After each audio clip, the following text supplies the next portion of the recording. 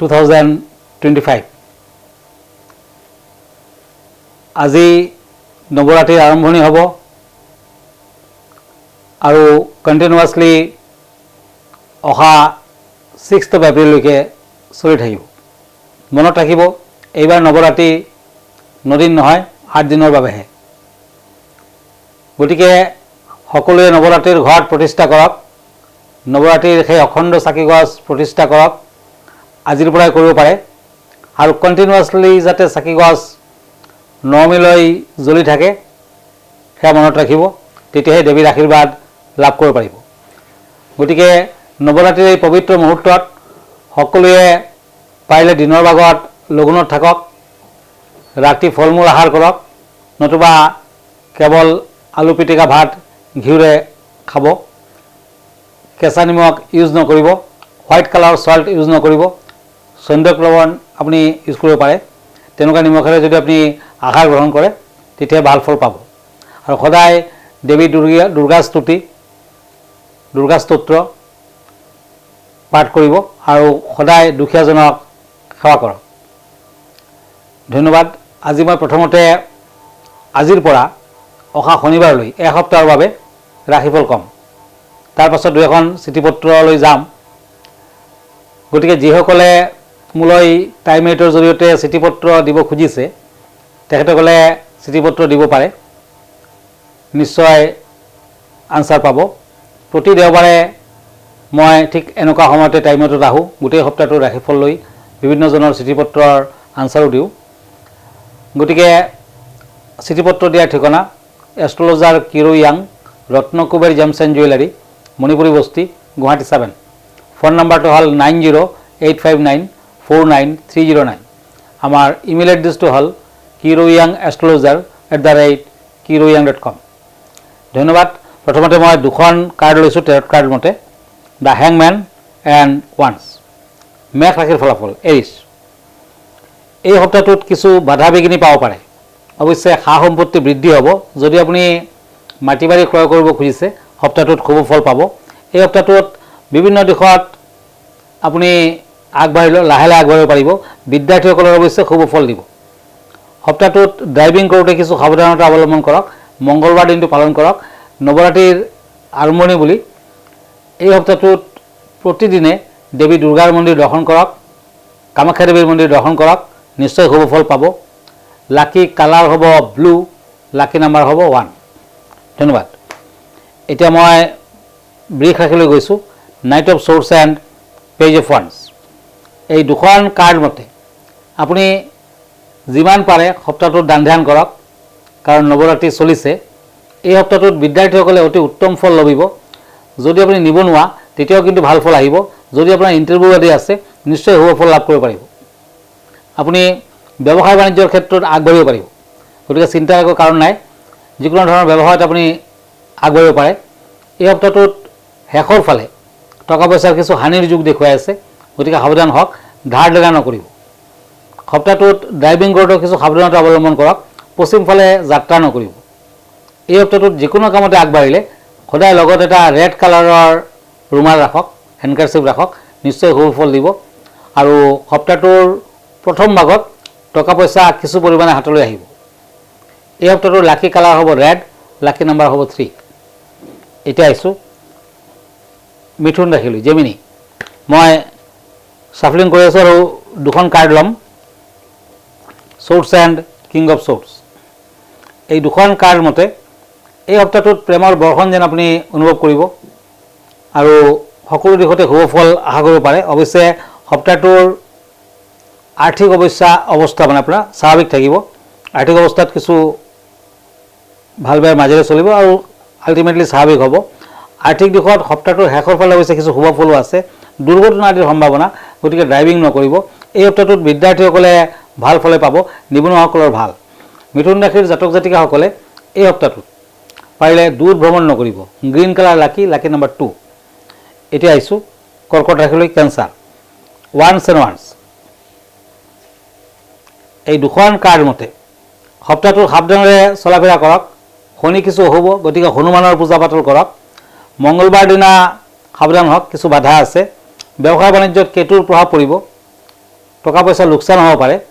এই সপ্তাহটোত কৰ্কট ৰাশিৰ জাতক জাতিকাসকলে দেৱী পূজাত অংশগ্ৰহণ কৰক। নৱৰাত্ৰি চলিছে, সকলোৱে নৱৰাত্ৰি পালন কৰক, নিশ্চয় শুভ ফল লভিব। বগলা দেৱীৰ মন্দিৰ, কামাখ্যা মন্দিৰ আদি দৰ্শন কৰিলে ভাল ফল দিব। সপ্তাহটোত দূৰ ভ্ৰমণ নকৰিব। কৰ্কট ৰাশিৰ জাতক জাতিকাসকলৰ লাকি নাম্বাৰ 3, লাকি কালাৰ হোৱাইট। এতিয়া মই এখন চিঠি লৈ গৈছোঁ, কাৰণ আমাৰ হাতত কেইবাখন চিঠি আহি পৰিছেহি। গতিকে মই প্ৰথমখন চিঠি লৈছোঁ। এইখন চিঠি লিখিছে কে হালৈ। এখেতে হাজোৰ পৰা লিখিছে। কিৰিয়াংৰামে নমস্কাৰ ল'ব। নৱৰাত্ৰি সমাগত, কোনটো টাইমত ঘৰত প্ৰতিষ্ঠা কৰিলে ভাল আৰু কেনেধৰণৰ কৰিব লাগিব? হয়, নৱৰাত্ৰিৰ আৰম্ভণি হৈ গ'ল আজিৰ পৰা। গতিকে মনত ৰাখিব, যদি পুৱা ভাগত ঘৰত প্ৰতিষ্ঠা কৰিছে তেতিয়া 6:13 পৰা একেবাৰে 10:22 আপুনি ঘৰত প্ৰতিষ্ঠা কৰিব পাৰে। কিন্তু অভিজিত মুহূৰ্তত ঘৰত প্ৰতিষ্ঠা কৰা আৰু ভাল। ঘৰৰ নৰ্থ ইষ্ট কৰ্ণাৰত 12:02 পৰা 12:50 ভিতৰত অভিজিত মুহূৰ্ত থাকিব।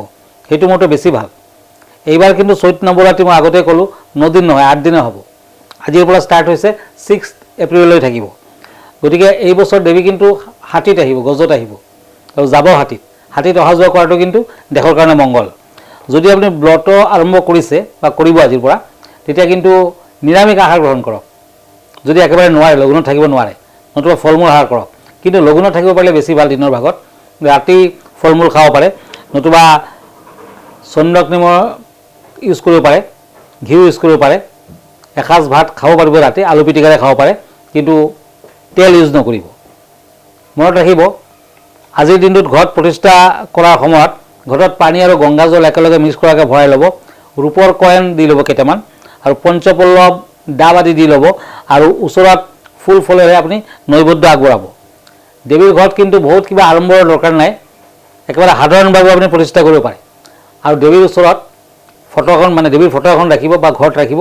ওচৰত আপুনি এগছ চাকি ৰাখক। সেই চাকি গছ ডাঙৰ হ'ব লাগিব, অখণ্ড চাকি। সেই অখণ্ড চাকি গছ কিন্তু কণ্টিনিউৱাছলি একেবাৰে 8 দিনলৈ, অহা 6 তাৰিখলৈ জ্বলি থাকিব লাগিব, যাতে নুমাই নাযায়। নুমাই গ'লে কিন্তু আপোনাৰ বাবে, বংশৰ বাবে অমংগল সূচক। গতিকে তেল বা ঘিউ আপুনি জ্বলাই থাকিব। আজি অভিজিত মুহূৰ্তত ময়ো প্ৰতিষ্ঠা কৰিম। ইয়াতে চাকি গছ আছে, দেৱীৰ ওচৰত মই ঘট আৰু অখণ্ড চাকি গছ প্ৰতিষ্ঠা কৰিম। গতিকে এতিয়াও অভিজিত মুহূৰ্তত কিছু সময় বাকী আছে, সেইমতে আপোনালোকে কৰক, নিশ্চয় ফল পাব। আৰু নৱৰাত্ৰি যদি মানি চলিব পাৰে, গোটেই বছৰটোত আপোনাৰ কোনো ধৰণৰ অপয় অমংগলে অনিষ্ট কৰিব নোৱাৰে। বংশ পৰম্পৰা আপুনি শুভ ফল আশা কৰিব পাৰে। বছৰত দুবাৰ নৱৰাত্ৰি হয়, এটা শাৰদীয় দুৰ্গা পূজাত আৰু এই সময়ত চৈত নৱৰাত্ৰি বুলি কোৱা হয়, বাসন্তী পূজা। কিন্তু আৰু দুবাৰ হয় গোপন নৱৰাত্ৰি। তান্ত্ৰিকসকলে গোপন নৱৰাত্ৰিও পালন কৰি থাকে। ধন্যবাদ। এতিয়া মই আকৌ ৰাশিফললৈ গৈছোঁ। সিংহ ৰাশি, লিঅ', কাপছ এণ্ড ষ্টাৰ। এই দুখন কাৰ্ড মতে সপ্তাহটোত শান্তি থাকিব, মানসিক শান্তি থাকিব।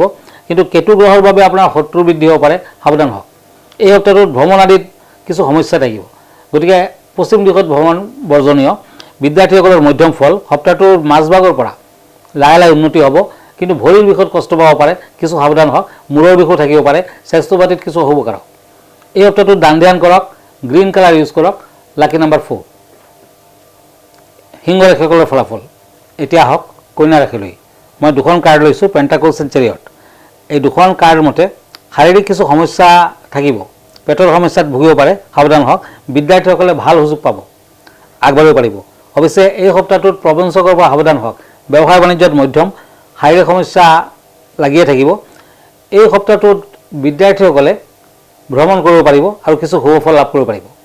সপ্তাহটোত পাৰিলে দুৰ্গা দেৱীৰ উপাসনা কৰক, কাৰণ নৱৰাত্ৰি চলিছে। এই সপ্তাহটোত ৰেড কালাৰটো বেছিকৈ ইউজ কৰক। লাকি নাম্বাৰ 4। এতিয়া আহিছোঁ তুলা ৰাশিলৈ, লিব্ৰা, পেণ্টাকলছ এণ্ড পেজ অফ টেম্পাৰেন্স। এই দুখন কাৰ্ড মতে এই সপ্তাহটোত মূল্যৱান সা সম্পত্তি আপোনাৰ হাতলৈ আহিব। আপোনাৰ চিন্তাধাৰা উন্নত হ'ব। নতুন কাম কাজত হাত দিলে সফলতা লাভ কৰিব পাৰিব। তাৰমানে যদি আপুনি বিজনেছ কৰিছে তেতিয়াও ভাল। বিদ্যাৰ্থীৰ কিছু অশুভ ফল। এই সপ্তাহটোত তুলা ৰাশিৰ জাতক জাতিকাসকলে ভ্ৰমণৰ সুযোগ পাব। গোল্ডেন কালাৰটো বেছিকৈ ইউজ কৰক। লাকি নাম্বাৰ 3। এতিয়া আহিছোঁ বৃশ্চিক ৰাশিলৈ, স্কৰপিঅ', পেজ অফ পেণ্টাকলছ এণ্ড শ্বৰ্ডছ। এই দুখন কাৰ্ড মতে বিয়া বাৰুৰ প্ৰস্তাৱত আগবাঢ়িব পাৰে। প্ৰেমৰ ক্ষেত্ৰত শুভ ফল। যদি আপুনি বেপাৰ বাণিজ্য কৰিছে তেতিয়া মধ্যম ফল পাব। সপ্তাহটোৰ প্ৰথম ভাগত কিছু অশুভকাৰক দিশ দেখুৱালেও মাজভাগৰ পৰা লাহে লাহে উন্নতি হ'ব। এই সপ্তাহটোৰ শেষৰ ফালে বিদ্যাৰ্থীসকলে উত্তম ফল লভিব। বিভিন্ন প্ৰতিকাৰ গ্ৰহণ কৰিব পাৰে। ইয়াৰ মাজত আপুনি পাৰিলে এটা পান্না ৰত্ন ধাৰণ কৰক। লাহে লাহে যিকোনো কামতে সফলতা লাভ কৰিব পাৰিব। গ্ৰীণ কালাৰ লাকি, 7 নম্বৰ লাকি। ধনু ৰাশি চেটেৰিয়াছ, পেণ্টাকুলছ এণ্ড পেণ্টাকুলছ। এই দুখন কাৰ্ড মতে চেটেৰিয়াছসকলে বাধা বিঘিনিৰ মাজেৰে আগবাঢ়িব পাৰিব। সপ্তাহটোত শনি পূজা কৰক, দেৱী পূজা কৰক আৰু পাৰিলে এই সপ্তাহটোত ভ্ৰমণ আদি স্থগিত ৰাখক। ধনুৰাশিৰ জাতক জাতিকাসকলে যদি আপুনি ব্যৱসায় কৰিছে তেতিয়া কিন্তু আগবাঢ়িব পাৰিব, কিন্তু চাকৰিয়ালৰ কিছু অশুভকাৰক, বিদ্যাৰ্থীসকলৰ অশুভকাৰক। ধনুৰাশিৰ জাতক জাতিকাসকলে ভ্ৰমণৰ ক্ষেত্ৰত সাৱধান থকা ভাল। তামৰ আঙুঠি পিন্ধক। গোল্ডেন কালাৰ লাকি, চিলভাৰ কালাৰ আনলাকি। মনত ৰাখিব, আপুনি যদি নৱৰাত্ৰি পালন কৰিছে, বিশেষকৈ মহিলাসকলে, বিবাহিত মহিলাসকলে সেন্দুৰ নোলোৱাকৈ আৰু চুলি খোলা ৰখা অৱস্থাত পূজা পাতলত অংশগ্ৰহণ নকৰিব। আৰু যদি আপুনি ঘৰত প্ৰতিষ্ঠা কৰিছে, চাকি গছ প্ৰতিষ্ঠা কৰিছে, কিন্তু মাজত যদি আপোনাৰ সেই সময় মানে পিৰিয়ড যদি আহি যায় তেতিয়া কিন্তু পূজাত আপুনি নকৰিব। ফেমিলি মেম্বাৰক বেলেগক দি আপুনি পূজা কৰাব পাৰে বা ঘৰত প্ৰতিষ্ঠা নিয়ম কানুনবোৰ আপুনি মানি চলিব পাৰে। আৰু উৰণি নোলোৱাকৈ আপুনি দেৱীক সেৱা নকৰিব, তেতিয়াও কিন্তু কিছু অশুভ ফল দিয়ে, শুভ ফল নাপাব। গতিকে বৰ শুদ্ধ অন্তৰেৰে সদায় গা পা ধুই দেৱীৰ সেৱা কৰক, দেৱীৰ স্তোত্ৰ মাতক আৰু সেই পবিত্ৰ চাকি গছ যাতে নুমাই নাযায় সদায় মনত ৰাখিব। তেল ঘিউ এই 8 দিন দিয়ে থাকিব। ধন্যবাদ। এতিয়া মই মকৰ ৰাশিলৈ গৈছোঁ। Cups and cups. এই দুখন কাৰ্ড মতে কিছু বাধা বিঘিনি থাকিব। শিক্ষাৰ্থীসকলে মধ্যম ফল পাব। সপ্তাহটোৰ মাজভাগৰ পৰা স্বাস্থ্যৰ কিছু অৱনতি, সাৱধান হওক। অৱশ্যে বিভিন্নজনৰ পৰা শুভ ফল পাব, স্বীকৃতি পাব। আপোনাৰ প্ৰতিভাৰ বিকাশ হ'ব। সপ্তাহটোৰ শেষৰ ফালে লাহে লাহে উন্নতি হ'ব। এই সপ্তাহটোত তামৰ আঙুঠি পিন্ধক, গ্ৰীণ কালাৰ ইউজ কৰক। শুভ নম্বৰ হ'ব 9। এতিয়া আহক কুম্ভ ৰাশিলৈ। Night of once and once.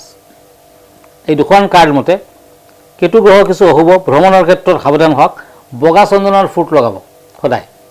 সপ্তাহটোত বগা চন্দনৰ ফুট লগাওক। এই সপ্তাহটোত বিদ্যাৰ্থীসকলে উত্তম ফল লভিব। কুম্ভ ৰাশিৰ জাতক জাতিকাসকলে এই সপ্তাহটোত যদি খাদ্যদ্ৰব্যৰ ব্যৱসায় কৰে, ইলেক্ট্ৰনিক্স আইটেমৰ ব্যৱসায় কৰিছে, তেতিয়া কিন্তু অতি শুভ ফল আশা কৰিব পাৰে। অইন ব্যৱসায় বাণিজ্যত কিন্তু কিছু অশুভকাৰক, গতিকে সাৱধানেৰে পাৰ কৰক। এই সপ্তাহটোত প্ৰতিকাৰ হিচাপে আপুনি কনিষ্ঠাত সোণৰ আঙুঠি পিন্ধক। লাকি কালাৰ হ'ব গোল্ডেন কালাৰ, লাকি নাম্বাৰ হ'ব 6। এতিয়া আহক মীন ৰাশিলৈ। মীন ৰাশিৰ দুখন card, page of shorts and once.